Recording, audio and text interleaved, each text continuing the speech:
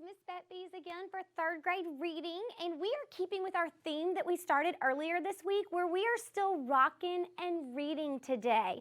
All right, so I want to quickly just review what it is that we have been working on and what we're going to continue to work on today. Okay, so let's look at it.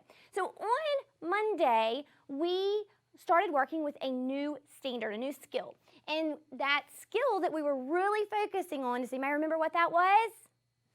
Yes, cause and effect, that's correct. So we started working with cause and effect, and we looked at it very basically. We said, okay, here are some pictures, and we came up with sentences that match the pictures, and then determined what a cause and effect relationship was within that photograph. Then we took it, and this is actually a standard that we are associating with informational text, meaning facts and information, that kind of text that tells us those things, and oftentimes it's nonfiction. So on Monday, we didn't go ahead and just jump right into that because this is a harder skill, so we wanted to start out a little easier and build our way up to the informational text, which is a little bit more difficult. So we read a book called Because. Okay, does anybody remember that book from Monday? And it had tons of cause and effect relationships. The whole book was one thing happening because of another, okay, which is cause and effect. And so we were able to really see those connections and what cause and effect was. So today, we're going to take it a step further. We are going to take it and now put it into informational text. So let's look at our standard. Today we are focusing on describing the relationship that pertains to cause and effect within informational text. So what makes this the next step and a little bit more difficult is that we're moving from reading literature into informational text because informational text is a little more difficult to read. Okay, let's get started. So on Monday, I showed you guys this chart right here.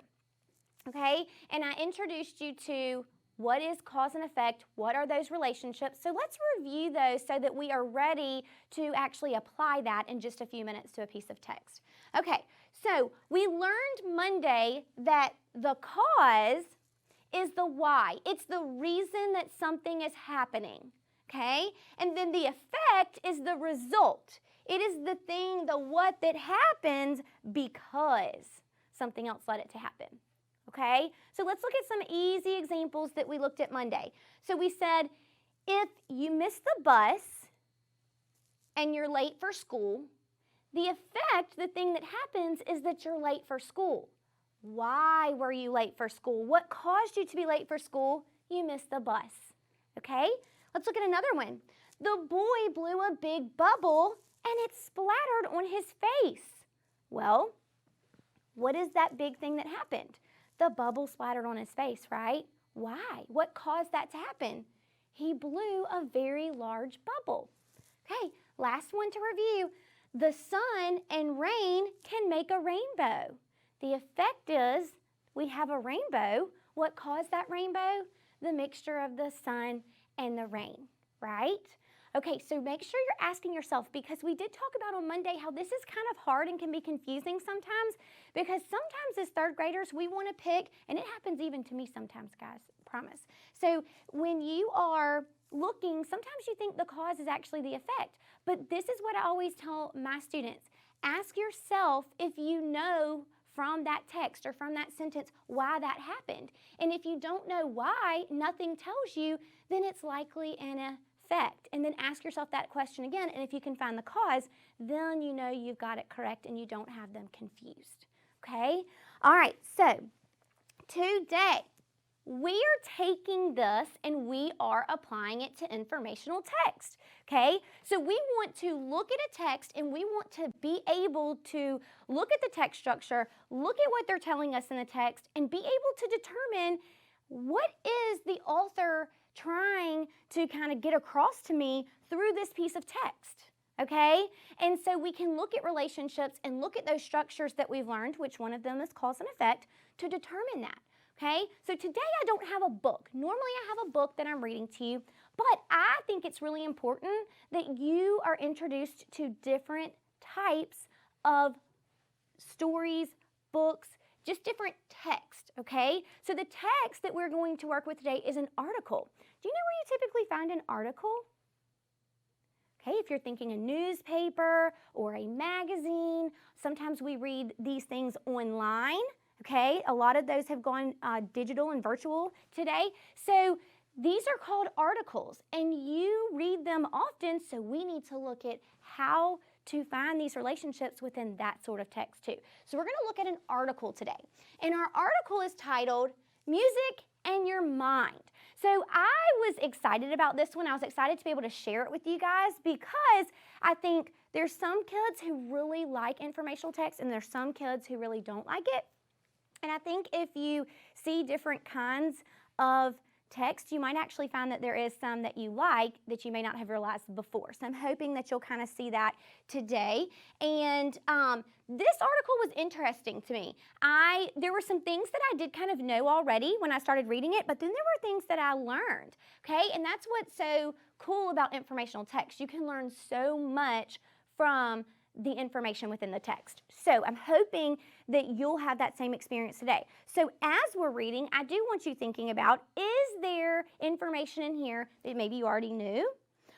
Is there new information that you're kind of like, aha, this is new, this is interesting, or things that you just find that are cool or exciting, may even cause you to question and wonder something from your reading. And that's where you ask yourself those questions. Good readers are doing that if they're thinking through their text. So kind of think about that as we go. You'll also notice in this article that there are a lot of text features, okay? We've got text features that we've learned a lot about this year: headings, subheadings, captions, photographs.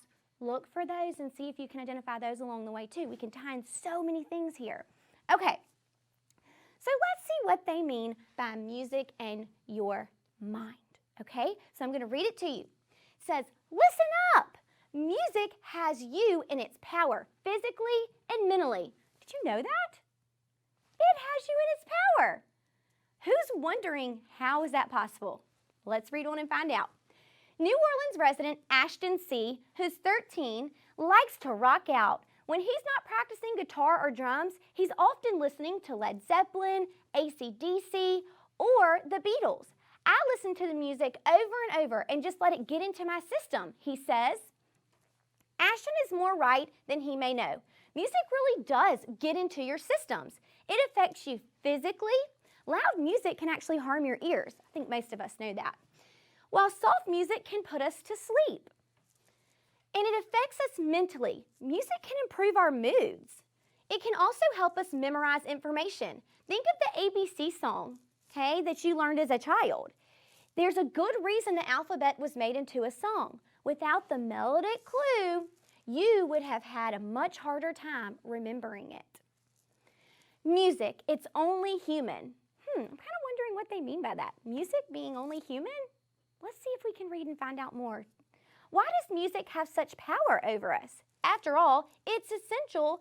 It isn't essential like food, water, and air are. We might enjoy it, but we don't need music to live. Or do we? Music has been important to people as long as humankind has been around. Scientists have discovered ancient flutes made of animal bones that date to prehistoric times. Some researchers think early humans might have made music even before they developed language and speech. That's interesting. I didn't realize it had been around that long. And music exists everywhere humans do, says Diana Dusch, an expert in music and memory. People have not found a culture where there isn't music. Likewise, you won't find music where there aren't people.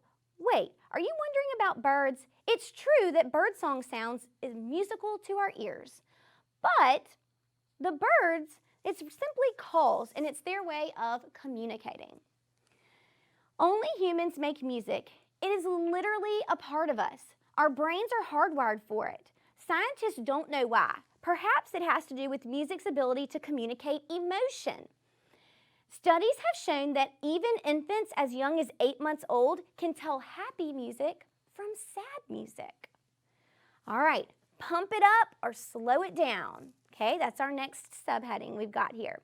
Music has the power to affect the body. Listening to fast, upbeat songs can make a person's heart rate and breathing rate speed up. That's why fast music is perfect for a workout, as Sarah S. of Deerfield, Illinois knows. If I have a basketball game, I'll listen to music that will get me pumped up, the 14-year-old says. Do you do that? Does anybody else do that? Soothing music does the opposite. It brings down heart and breathing rates. Listening to gentle, slow music before bed helps people get a better night's sleep. Music can even reduce pain or depression. All right, a soundtrack in your mind. As the ABC song shows, music is tied to memory. One study in China found that kids who took lessons on musical instruments did better on certain memory tests than kids who didn't play instruments. And if the sound of an organ playing reminds you of a time when your Uncle Mike took you to a big league baseball game, you know how powerfully music can trigger memories, sometimes even long-lost ones. So what they're saying here is sometimes you hear a song and it reminds you of a certain time or place where you had heard that song previously. What seems to happen is that piece of familiar music serves as a soundtrack for a mental movie that seems to start playing in our heads. That's from Peter Janata. He is a scientist who studies music and the brain. It calls back memories of a particular person or place, and you might all of a sudden see that person's face in your mind's eye. Scientists are trying to solve the mystery of music's power. They are working to piece together a picture of what happens in the brain when people listen to or to play music. So far, they know there's no one music center in our heads. Music activates many areas of our brain. Right now, while your brain is still growing, music plays an important role. Katrina Morrison, researcher with the University of Leeds in England, found that music leaves its most lasting impression on people around age 14. So that's interesting. You haven't hit that age yet, so you still got time. It says, and the songs that you listen to in your teens will probably influence the type of music that you listen to for the rest of your life. So this caused me to kind of think back to the music that I listened to when I was that age, and I think it is pretty true. Okay, and think about, when I think about songs that I can remember that I loved as a kid around this age, I can remember most of the words to those songs too, better than some songs that as an adult I really enjoyed. So I find that very interesting. All right, attack of the earworms. What are earworms? Have you ever heard of an earworm? I was thinking, what in the world is this? Let's see what an earworm is. Do songs ever get stuck in your head? Okay, those tunes have a name. We call them earworms. What makes certain jingles so catchy? Nobody knows for sure, but James Caleres, also known as Dr. Earworm, is trying to find out. Caleres is a researcher at the University of Cincinnati. He says that almost any song can become an earworm, but simple, repetitive, or surprising songs are usually the culprits. That's the cause of something. Caleres says earworms are more likely to strike if you're stressed or fatigued. That's interesting. So play some calming tunes and get a good night's rest, or you might wake up with a tune such as Subway's $5 foot-long sub in your head in an endless loop, playing over and over again. Okay, so think about, what's your earworm? What is that catchy song, tune, jingle? It could come from a commercial, it could be a song. What's your earworm right now? Okay, I think we all can relate to one. All right, so now we're going to take this article and we're going to look inside of it. We're going to kind of dig deep and look closely and look for some of these relationships that we've been talking about. And those are those cause and effect relationships. There were a lot of things discussed in this article that happened, and there was a cause. There was a reason why these things occur. So I want to look a little bit closer at some of those and see if you can find some with me. All right, so if I look right here in the second paragraph, I'm going to reread it for you because there were several right here. So it said, Ashton's more right than he may know. Music really does get into our systems. It affects us physically. Loud music can harm our ears, while soft music can help put us to sleep. And it affects us mentally. Music can improve our mood. That means it can make it better. And I agree with that one. I've had that experience before. It can also help us memorize information. Okay, and my class, I do love to sing songs because I see this is very true, okay? It helps you remember things. So I do enjoy doing that, and hopefully you do too. Think of the ABC song that you learned as a child. There's a good reason the alphabet was made into a song. Without the melodic cue, you would have had a harder time remembering it, okay? And I thought it was interesting because when I read this article, I never even thought about, yes, I know the ABCs are a song, but that is the very first thing that babies really learn as they're getting older before they get into being able to read and do anything, and it is put to a song, okay? There's so many, little nursery rhymes and songs, and they really do help us remember information. So you can really see those connections once it's kind of stated out for you. So let's look in here at some cause and effect relationships. So I brought a pink highlighter and a blue highlighter, okay? And I'm going to highlight my effects with blue, and my pink, I'm going to highlight the causes. So the first one that I saw in here, and you might have caught on to it too, it's very straightforward. It said, loud music can harm our ears. Okay, so what is the effect? What is the thing that happens? Well, our ears can be harmed. Well, what causes our ears to be harmed? What causes that to happen is what, everybody? Loud music. So this is an example of the cause being directly in front of the effect. Now, this is not always the case, but oftentimes it is. But sometimes it's tricky because the cause comes after the effect, okay? All right, let's look at another one. The very next line, it says, soft music can help put us to sleep. Well, an effect would be that we could be put to sleep. And then what would cause that to happen? It said it was soft music, right? Okay, and it will put us to sleep. That is the effect.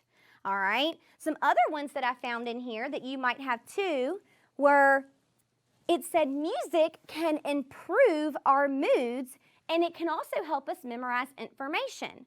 So the effect, okay, would be that we are able to remember and memorize information, and that we can improve our mood, right? Well, what causes that to happen? One simple word, music, okay? Music causes that to happen, okay? So this would be the cause, this would be the effect. All right, let's look at another one, okay? Right here in the very last sentence, it said, without the melodic cue, you would have had a much harder time remembering it. Well, this one, I like the way that it's set up because it says, without the melodic cue, you would have had a much harder time remembering it. Well, which part of that is the cause and which part of that is the effect? Okay, your effect is that you would have a harder time remembering it. Well, what would cause that to happen? Not having, being without the melodic cue. Do you see that? So this causes this effect. So if you don't have that melody going, you're not going to remember the song or whatever information it is that you are trying to remember. Okay, so there were a few more that were further down in our article, okay? Who remembers what the effect was of listening to fast and upbeat music? If you listen to fast, upbeat music, do you remember what it said happens? There was an effect, okay? It said if we listen to that upbeat music, right here it says it can make a person's heart rate and breathing rate speed up, okay? It tells us that right here. So the effect would be that a person's heart rate and breathing rate speed up. What caused that to happen? Listening to fast and upbeat songs. That's what caused that to happen, okay? What could cause pain or depression to be reduced? Okay, in the next part, it talked about how you could have pain or depression reduced, and there was something that would cause that to happen. Well, if we look back in our text, it says that right here, music can even reduce pain and depression. And what causes that is the Music. The music causes that. Okay? Very good. All right, now, I want you today and into next week, I'll see you again on Monday, but I want you to practice this if you can, okay? If all you have to read is reading literature, that's fine because there's tons of cause and effect relationships in there too. But I would like to challenge you that if you have access to, a computer or you have informational text at your house, let's see if you can dive into some of that informational text because it is something that a lot of us don't normally choose necessarily, but it's something really important that we do need to get used to looking at closer, being able to read it, and really this week we're focusing on finding those cause and effect relationships.